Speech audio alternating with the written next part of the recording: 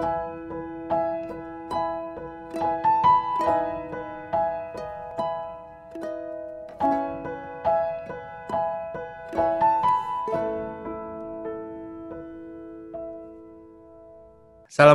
warahmatullahi wabarakatuh. Selamat siang ibu-ibu, bapak-bapak yang tercinta yang setia mengikuti acara dari anakku ini ya. Hari ini kita akan mendengar Ibu Kristi Prawira, salah satu BCBA, ahli behavior mengenai bermain sama anak ya. Itu kita sering dapat advice pasien tuh, wah anaknya ajak main aja, nanti juga bagus. Apalagi anaknya masukin sekolah aja, nanti juga bagus sendiri ya. Kalau pengalaman saya sih, kalau anak biasa nggak ada apa-apa ya, bisa-bisa aja main secara alamiah. Semua orang tua bisa, ada yang canggih, ada yang kurang canggih. Secara alamiah, anak-anak biasa kalau masuk sekolah juga akan belajar dengan baik. Tapi kalau anaknya kebutuhan khusus, sebaiknya bermain itu menggunakan teknik-teknik yang sudah terbukti secara ilmiah. Beda tipis lah ya. Jadi ada baiknya apabila orang tua mempelajari cara-cara bermain ini. Begitu juga dengan sekolah, tidak seperti anak biasa, anak kebutuhan khusus ini ada syarat-syaratnya sebelum dimasukkan sekolah. Kalau menurut saya yang simpel sih syaratnya 2 aja. Nomor 1 bisa bicara dan komunikasi sedikit-sedikit. Nomor 2 perilakunya tidak mengganggu orang lain. Ya, kalau 2 syarat itu bisa, biasanya masuk sekolah oke lah, sekolah inklusi. Tentunya ada syarat-syarat lain, tapi kurang penting dibandingkan 2 syarat tersebut. Nah hari ini Ibu Kristi Prawira ini akan membagi, Ibu Kristi udah punya anak belum ya? Udah. Sudah, Prof. Jadi dia praktisi juga, dia juga melakukan terapi pada anak-anak kebutuhan khusus. Jadi Ibu Kristi akan membagikan pengetahuannya satu ya secara akademis, kemudian kedua pengalamannya ya dalam bermain dengan anak agar bermain ini dapat menjadi manfaat bagi anak, bukan anaknya jadi sebel terus nggak mau main lagi gitu. Silakan Ibu Kristi. Ya, perkenalkan nama saya Kristi Prawira. Saya dari Surabaya. Saya salah satu staff di Agents of Behavior Change. Dan saya juga sekarang sebagai Clinical Director di Blue Bridge Center Surabaya. Jadi hari ini kita pengen ngobrol-ngobrol santai aja sih tentang bagaimana kita ini bisa bermain dengan anak ABK sehingga mereka itu ketika bermain bukan cuman merasa bukan cuman kayak asal main, tetapi mereka juga mendapat stimulasi yang tepat. Mereka bisa komunikasinya meningkat, bisa social skill-nya juga meningkat, dan mereka juga bisa, yang paling penting adalah enjoy, senang dengan permainan yang bermain dengan anak lain. Kurang lebih sih seperti itu. Oke, jadi sekarang pertanyaannya, kenapa sih bermain itu penting gitu ya? Mungkin orang-orang mikir lebih baik belajar aja lah daripada bermain. Kan belajar itu bisa nanti anaknya supaya bisa cepat pintar. Nah, tapi pada kenyataannya itu tidak seperti itu. Pada kenyataannya ketika anak bermain, justru mereka itu belajar yang malah lebih cepat. Malah mereka itu bisa belajar melalui bermain. Jadi waktu mereka bermain, mereka tuh melihat apa sih yang terjadi pada benda gitu ya. Misalnya kalau benda diangkat, misalnya saya punya bubble di sini, diangkat terus dilepas, oh bendanya itu jatuh seperti itu. Oh ternyata benda itu bisa jatuh ya, dilempar ke atas, ke bawah gitu. Terus bagaimana sesuatu itu bekerja? Oh kalau bubble itu harus diputar, harus ditiup, kemudian nanti mengeluarkan gelembung seperti itu. Nah, ketika dia gelembung, mungkin papa mamanya, wah banyak gelembung. Dan itu nanti mereka merasa, oh ternyata bermain itu seru ya, adanya keterampilan sosial. Lalu mereka juga akan bisa berimajinasi, wah kalau gelembungnya besar, itu nanti seperti apa? Mungkin bisa jadi awan-awan gitu, atau gelembungnya kecil-kecil-kecil. Nah, nanti imajinasi mereka dibangun melalui bermain itu. Nah, yang kedua adalah bermain itu juga membangun koneksi sosial. Ketika anak sedang asik bermain, mungkin nanti ada anak lain yang datang, terus wah kok seru ya anak itu bermain gitu kan. Jadi dengan bermain ini sebenarnya mereka itu akan belajar banyak sekali hal di dalam satu konteks seperti itu. Nah, kemudian ada beberapa tipe permainan yang saya ingin Bapak Ibu untuk lihat hari ini. Nah, kalau sudah pernah mendengar behavior talk dari rekan-rekan saya sebelumnya, pasti sudah sangat mengenal apa sih itu VB-MAP gitu ya. Bu Ruri juga sering banget menjelaskan tentang ini. Nah, jadi berangkat dari sana, saya akan menjelaskan beberapa fase bermain pada anak. Jadi yang pertama, bermain itu kita bisa kategorikan dengan namanya functional play, atau bagaimana mereka itu bermain mengikuti fungsi dari benda tersebut.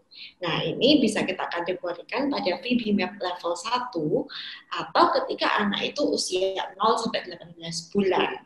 Nah, apa yang terjadi dalam fase ini? Nah, anak itu akan tertarik dan bermain dengan mainan yang menimbulkan sebab dan akibat. Contohnya misalnya kayak mainan yang seperti di sini ya, dipencet-pencet terus nanti ada sesuatu yang keluar atau pop out seperti itu. Terus bermain sesuai fungsinya, misalnya ada telepon, dia sering lihat mamanya telepon, berarti dia ambil handphone lalu halo atau seperti itu. Atau bermain dengan benda sehari-hari dengan cara yang kreatif. Jadi mereka ngelihat misalnya di YouTube ada main drum, tapi nggak punya drum, oh ya udah misalnya pakai ember gitu, terus pakai seperti yang anak ini lakukan ya, dia main pakai sendok-sendok gitu. Nah, ini yang kita bisa sebut dengan functional play. Berikutnya adalah constructive play, yaitu permainan yang sedikit lebih kompleks. Nah, ini biasanya muncul ketika anak itu berusia 2 tahun. Yang terjadi adalah mereka itu bermain karena ada tujuannya. Jadi tujuannya mereka tuh udah mikir, oh kalau saya menyusun balok, bisa jadi tinggi ya baloknya. Nah, terus misalnya udah tinggi nanti bisa dihancurkan, wah ada efeknya, seru banget seperti itu. Atau misalnya bermain perusutan gitu, jadi mereka kayak wah ini menjadi sesuatu yang menyenangkan, jadi mereka suka ada cause and effect gitu ya, sebab dan akibat di dalam permainan ini. Nah, yang berikutnya adalah yang lebih kompleks lagi. Atau kalau misalnya kita mau kategorikan, bisa dikategorikan di VB-MAP level 3 atau di usia 3-5 tahun. Nah, ini adalah bagaimana mereka itu bisa menikmati permainan pura-pura yang membutuhkan imajinasi. Contohnya kalau di sini seperti, oh ya pura-pura main kasir-kasiran, jadi belanja atau jadi kasir, atau juga misalnya pura-pura jadi guru mengajarkan boneka atau mengajarkan adiknya seperti itu. Nah, ini adalah 3 kategori besar permainan. Nah, tapi kalau kita mau breakdown lagi, atau kita mau membuat itu lebih spesifik lagi, kita bisa lihat di sini. Bermain itu bisa kita kategorikan dalam konteks koneksi sosial, begitu ya. Nah, sekarang saya mau ngajak Bapak dan Ibu sekalian untuk coba kita nanti ketika saya bahas, Bapak dan Ibu mikir anaknya ini sekarang dalam fase yang mana? Apakah yang solitary play, onlooker play, atau cooperative play. Nah, kita sangat penting untuk kita tahu anak kita ini di fase yang mana, supaya nanti kita ngajarin cara bermain itu lebih gampang, seperti itu ya. Nah, jadi kalau bermain dalam konteks koneksi sosial atau berrelasi dengan teman atau mungkin dengan orang tua, itu kita bisa bagi sebenarnya jadi 6, cuman saya masukkan di sini 5 aja. Jadi sebenarnya yang pertama itu adalah unoccupied play atau permainan yang tidak membutuhkan apa-apa gitu ya. Nah, ini terjadi pada bayi. Bayi itu mereka misalnya menggerak-gerakkan tubuhnya secara acak atau mungkin tangannya digerak-gerakkan. Nah, itu tujuannya supaya mereka itu mengeksplorasi, oh ternyata tanganku itu bisa seperti ini. Nah, itu biasanya terjadi pada bayi 0 sampai 1 tahun. Kurang lebih mereka akan melakukan itu gitu. Nah, tapi kemudian baru akan masuk pada koneksi sosial ketika adanya solitary play. Nah, solitary play ini terjadi pada anak kurang dari 2 tahun. Jadi mereka bermain sendiri tanpa menghiraukan anak lain. Misalnya kayak bermain blok sendiri. Jadi misalnya ada anak lain ya bodo amat gitu. Mereka nggak peduli karena asik sendiri dengan bermain. Nah, biasanya ini akan muncul sekitar 1-2 tahun, kurang lebih seperti itu. Nah, ada anak-anak yang akan lebih cepat dari seharusnya atau lebih lambat dari seharusnya, nggak masalah. Tapi yang paling penting adalah solitary play ini sudah harus terjadi ketika anak kurang dari 2 tahun. Ini tuh kayak baseline-nya gitu ya. Nah, yang berikutnya adalah onlooker play. Onlooker play ini sebenarnya terjadi pada segala umur. Cuman mereka itu kadang-kadang akan melihat orang lain bermain, kalau nggak ada mainan ceritanya ya, tapi mereka nggak ikut dalam permainan itu. Jadi cuma memperhatikan aja orang lain itu ngapain. Nah, ini bisa terjadi dalam segala umur gitu. Berikutnya adalah parallel play. Parallel play ini mulai muncul sekitar 2-3 tahun. Nah, apa yang mereka lakukan adalah mereka itu akan mungkin bisa duduk berdekatan dengan anak lain, tetapi bermain sendiri-sendiri tanpa interaksi. Mungkin bermain dengan satu mainan, tapi mereka nggak berinteraksi satu dengan yang lain. Seperti itu. Nah, yang associative play itu muncul ketika 3,5 sampai 4,5 tahun. Di sini udah lebih kompleks lagi. Mereka ini adalah kayak development gitu ya dari parallel play. Jadi mereka tuh mulai bermain dengan satu mainan atau aktivitas yang sama, ikut tertarik, sering lihat-lihatan, melakukan gerakan yang sama, tapi bukan yang mereka gantian bermain, mereka belum yang sampai pretend play seperti itu. Nah, yang terakhir, yang paling kompleks itu adalah cooperative play. Nah, ini biasanya sih mulai muncul 3-4 tahun, cuman benar-benar mereka itu bisa cooperative play sekitar usia 4-5 tahun. Yang mereka lakukan adalah mereka berkomunikasi satu sama lain, saling menginstruksi. Jadi mereka bilang, kamu duduk situ ya sekarang aku yang kasih makan kamu. Kayak gitu, terus gantian gitu, sekarang aku dong gantian, aku yang kasih makan babynya, misalnya let's say mereka bermain ini ya kayak pura-pura jadi mama untuk baby gitu, jadi mereka punya boneka, terus mereka kayak memberi makan, terus bergantian saling memberikan instruksi dan bermain secara kooperatif supaya bermain itu jauh lebih menyenangkan. Nah, ini saya ada beberapa contoh. Nah, sekarang mari kita lihat yang parallel play itu seperti apa. Jadi kalau kita ingat tadi ini sekitar 2 tahunan ya. These are the doors in Kotspad, and they just love to play with these doors.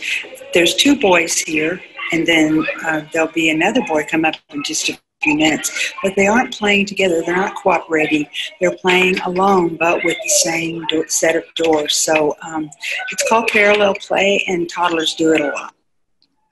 Iya, jadi di sini parallel play, jadi mereka itu sama-sama tertarik pada satu mainan, tapi mereka tidak bermain bersama. Seperti itu. Mereka mungkin kayak agak lirik-lirik, terus oh anak itu melakukan ini ya, aku juga mau coba, seperti itu. Tapi belum ada komunikasi, seperti itu ya. Nah, yang berikutnya adalah associative play. Nah, ini berarti yang tadi 3,5 sampai 4,5 tahun, di mana mereka itu memang belum main bareng-bareng, tapi jauh lebih kompleks. Coba kita lihat.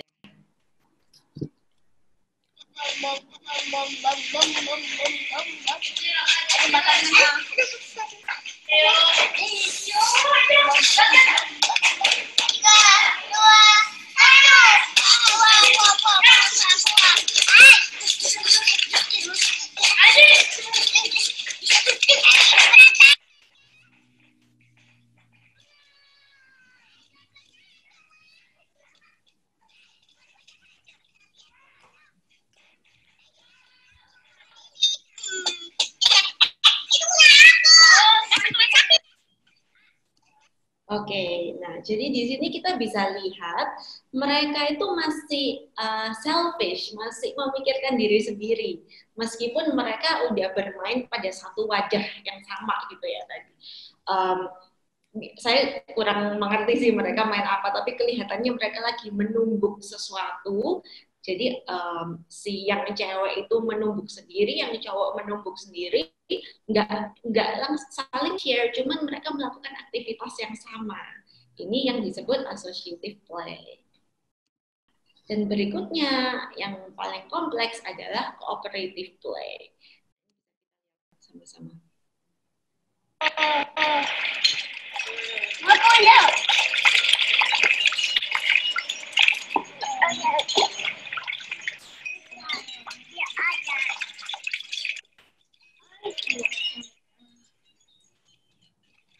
What's happening, Zoe?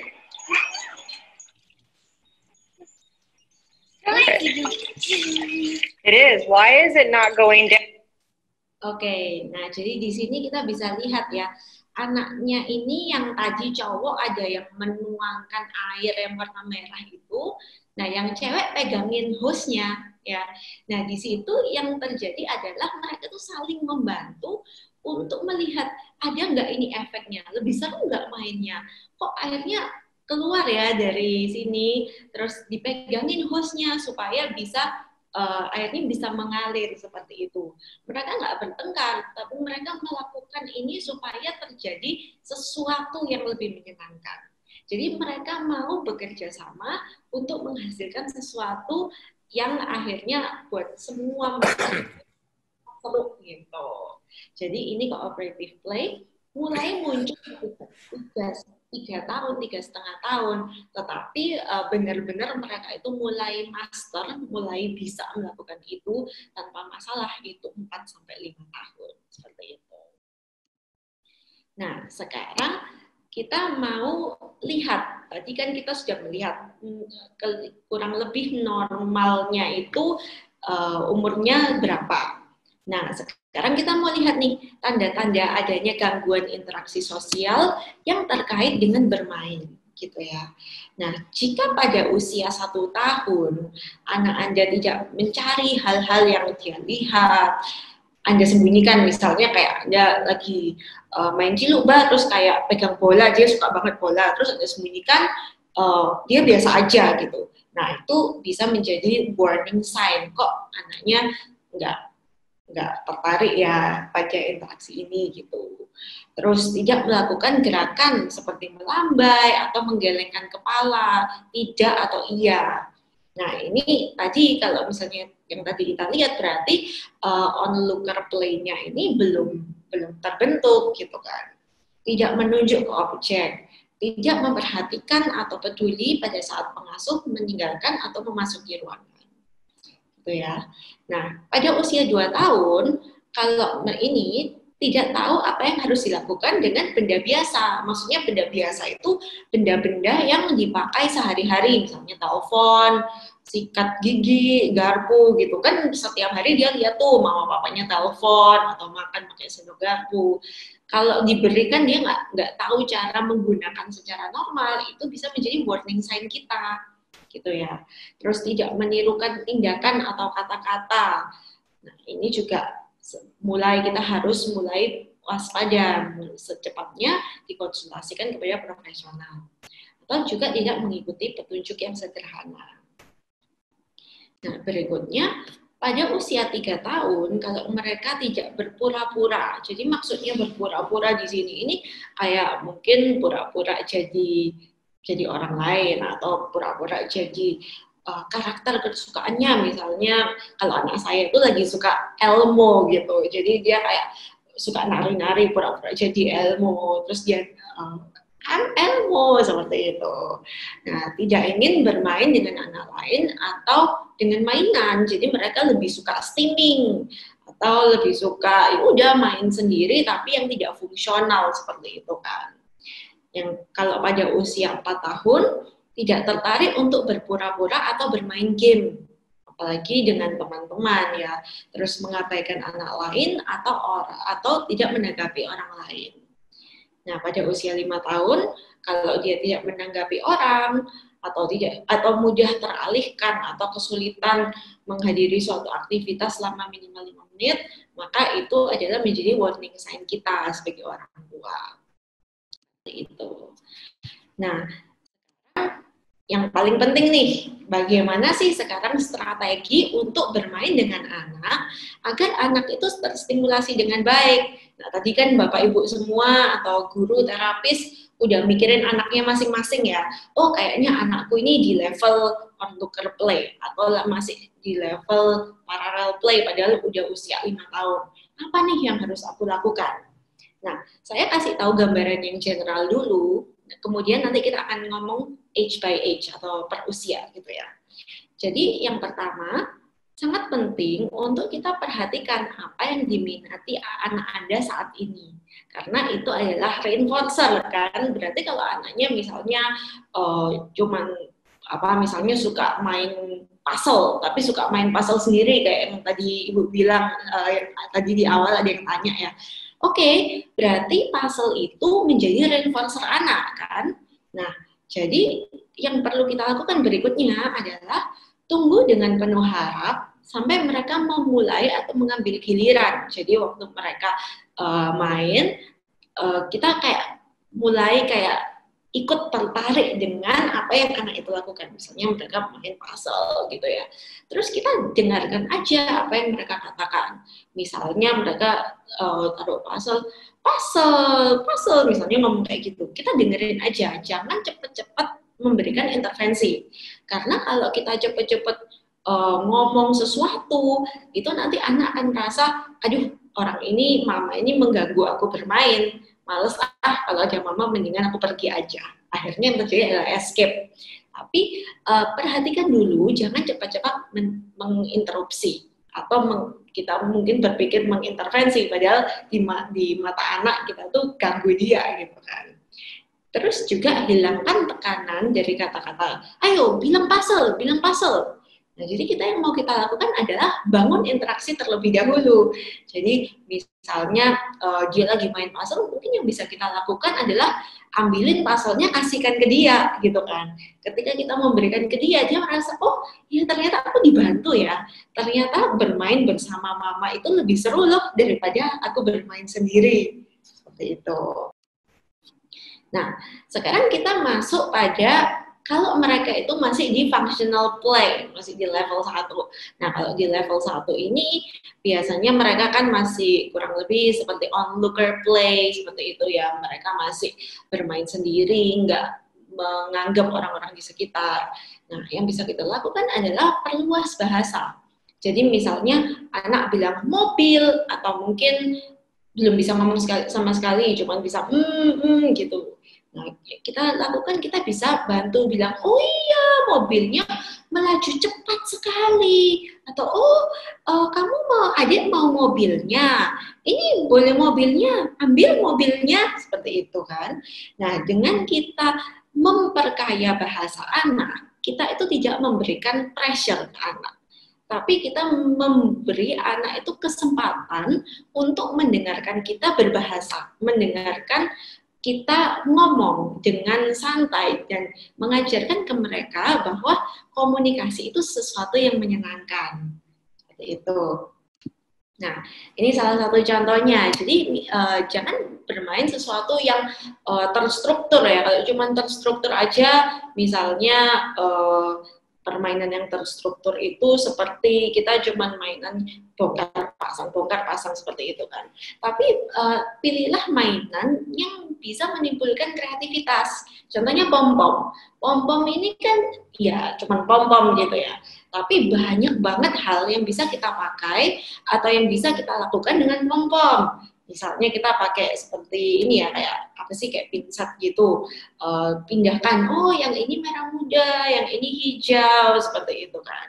Nah, tetap yang perlu kita lakukan adalah perhatikan dulu. Kita kasih pom-pomnya, kita kasih mungkin pinsetnya atau dadu seperti itu, tunggu dulu anaknya ngapain gitu kan. Nah, setelah kita memperhatikan anaknya ngapain, kita ikut main dengan caranya dia. Kadang-kadang orang tua tuh selalu berpikir bahwa, aduh anakku ini mainnya salah, bukan gitu harusnya tuh diambil loh pakai pinsetnya. Nah, kita mau hilangkan pressure itu, kita mau anak itu biarkan mereka bermain, kita yang ikut. Nah, ketika kita ikut, kita bisa memperkaya bahasa mereka. Jadi kita bisa ngomong, oh iya, kamu suka ya kalau pom-pomnya dilempar, atau kalau pom-pomnya mungkin dipindahkan semua ke warna, misalnya yang pink dia taruh di biru, yang hijau dia taruh di merah gitu, ya it's okay gitu kan. Tapi kita bisa dorong mereka, oh mau yang mana, mau lagi enggak, seperti itu. Ya. Nah, berikutnya kalau anak kita sekarang sudah berada di constructive play atau di VB-MAP level 2. Nah, yang perlu kita bangun adalah sekarang supaya mereka itu bisa lebih sosial dalam bermain. Jadi, lakukan kombinasi antara DTT, Discrete Trial Training, dan NET, Naturalistic Environmental Training. Nah, kalau misalnya belum mengerti DTT itu apa sih, NET itu apa sih, bisa lihat webinar ABC yang kemarin-kemarin. Jadi sudah pernah dijelaskan DTT itu apa, NET itu apa, supaya saya nggak perlu mengulang lagi di sini ya. Tapi pada intinya yang dilakukan adalah kita bisa mengajarkan anak secara terstruktur, tetapi kita juga bisa mengajarkan anak secara tidak terstruktur, jadi dengan natural aja. Kita komentar apa yang anak suka, kita memperkaya bahasanya, seperti itu. Terus lokasi belajar adalah lingkungan natural anak ya, jadi mereka bisa mau main di dapur, misalnya dia suka ke dapur, yaudah kita main-main di situ, terus nanti 10 menit lagi dia ke kamar, kita ikutin aja, nggak perlu ditahan. Karena kalau ditahan itu nanti mereka akan merasa, wah aku disuruh belajar nih, aku udah nggak main lagi, kayak gitu kan. Terus gunakan reinforcer yang natural. Jadi kalau memang mereka lagi di kamar, mungkin main pillow fight gitu, main bantal, pukul bantal. Nah seperti itu adalah sesuatu yang natural. Lagi di kamar, mainan dengan bantal, gitu ya. Nah terus yang keempat, gunakan modeling dan prompting. Jadi misalnya kita mau angkat bantal, kita bilang angkat bantal, kita tunjukkan ke mereka, angkat bantal tuh seperti ini, taruh bantal, tidur di bantal, seperti itu kan. Jadi kita modeling, kita menunjukkan ke anak caranya bermain dengan bantal itu seperti apa. Terus kalau misalnya anak masih belum bisa angkat bantal atau itu, kita bisa bantu dengan full physical prompting, misalnya ayo dibantu, wah seru ya angkat bantal. Contohnya seperti itu. Nah, yang berikutnya adalah pretend play. Pretend play ini masuk kepada associative play sama yang terakhir itu tadi ya, yang constructive play. Jadi mereka itu ini yang paling kompleks, di mana mereka itu harus bermain pura-pura gitu ya. Nah, ketika mereka bermain pura-pura ini, maka komunikasinya sudah harus bagus. Nah, di sini ini memang kompleks sekali, tapi ini PR kita semua untuk mengajarkan ke mereka bagaimana kita mentargetkan inisiasi. Nah, cara yang paling efektif menurut research adalah script fading dan video modeling. Jadi script fading itu pertama kita kasih tahu mereka exactly harus ngomong apa. Jadi contoh misalnya di dalam gambar ini ya, anaknya sedang kasih minum bear. Jadi kita suruh anaknya copy, kita mau kasih minum bear gitu. Terus anaknya suruh ikutin, kasih minum bear. Nah, terus pelan-pelan ketika anaknya sudah ngomong itu beberapa kali, kita bisa kurangi, kasih gitu. Misalnya kita cuma kasih prompt sedikit, terus anaknya bisa melanjutkan. Nah, dengan mereka, jadi mereka akan diberi skrip secara untuk awal, tapi lama-lama kita akan kurangi, sehingga lama-lama itu akan menjadi natural.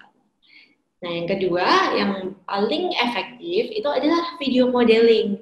Jadi anaknya akan menonton video anak lain atau bagaimana sih seharusnya hal itu terjadi. Misalnya pesan McD gitu. Gimana sih sebenarnya pesan McD? Jadi nanti mereka akan nonton satu video, seseorang lagi pesan McD, terus kasirnya ngomong apa, terus harus bayar, seperti itu. Nah, setelah mereka nonton, mereka harus mereplikasi seperti apa. Nah, kalau di Blue Bridge yang kami lakukan adalah kami sangat suka untuk melakukan role play itu atau pretend play itu. Jadi kita merekreasi kayak mengulang. Jadi misalnya anaknya, oke, kita mau ke Indomaret, harus ngapain aja gitu ya. Terus kita pura-pura, jadi anaknya jadi yang belanja, terapisnya jadi kasir gitu. Terus setelah anaknya udah bisa jadi belanja, kita tukar. Anaknya jadi kasir, kita yang belanja, seperti itu. Nah, ini memang butuh waktu yang jauh lebih lama karena ini kompleks dan membutuhkan keahlian atau keterampilan bahasa yang lebih tinggi. Tapi bukan berarti anak nggak bisa gitu ya. Jadi kurang lebih seperti itu. Nah, kalau kita di sini juga ada Bluetooth. Bluetooth ini adalah alat bantu belajar. Jadi kalau yang tadi pom-pom itu juga bisa dilihat di Instagramnya Bluetooth. Mereka ada beberapa macam permainan untuk membantu anak ABK untuk terstimulasi dengan lebih baik seperti itu. Nah, berikutnya juga ini ada kontak profesional ABC. Jadi memang kalau untuk bermain itu sometimes juga perlu diterapi gitu kan. Nah, kalau Bapak dan Ibu masih bingung atau masih ada pertanyaan, bisa kontak orang-orang yang ada di list ini. Jadi mereka mau menerima konsultasi dan juga nanti akan memberikan arahan yang lebih detail. Bagaimana sih caranya bermain yang akan menstimulasi perkembangan bahasa. Dan ini adalah referensinya. Ya, sekian dan terima kasih. Mungkin ada pertanyaan? Sudah selesai, Bu Kristi? Ya, Prof. Top. Saya sendiri agak terperangah nih melihat nih. Dan ada banyak hal-hal yang saya belum tahu gitu.